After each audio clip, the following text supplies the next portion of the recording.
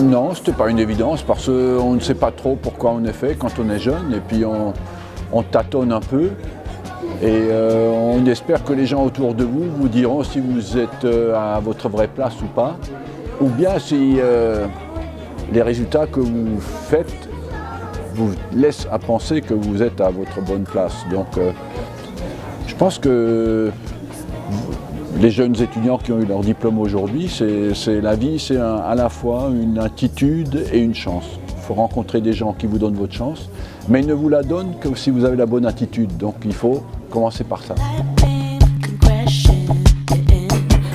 Par les résultats. Par les résultats, le style de jeu et la crédibilité que vous donnent vos joueurs. En fait, quand vous travaillez avec des gens, c'est eux qui vous reconnaissent une certaine qualité ou pas.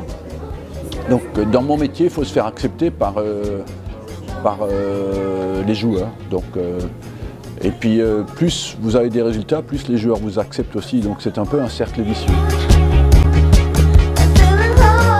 Les médias, je pense que les médias c'est pareil, ils suivent. Ils sont très durs. Mais en même temps, je pense que si vous gagnez les matchs, si votre style de jeu est convaincant, si les vibrations qui sortent de l'équipe sont positives, les gens exercent une pression sur les médias qui est positive aussi. Je pense que c'est un peu vivre sans substance si vous n'avez pas le jeu. Tout notre métier, tout le monde vous dit tout le temps qu'il faut gagner. Je rencontre 200 personnes dans la semaine, tout le monde me dit qu'il faut gagner le prochain match. Ça, je le sais.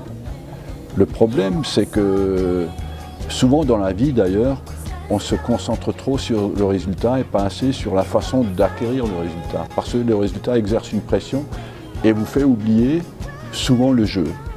Je pense que ce qui est très important sous la pression, c'est de garder les priorités justes, c'est-à-dire d'abord penser à bien jouer. Si vous jouez bien, vous avez une chance de gagner.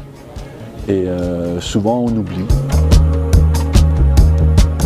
Ici en Angleterre, c'est sans doute mon premier titre de champion d'Angleterre, puisque comme vous le dites fort justement, je suis arrivé ici inconnu.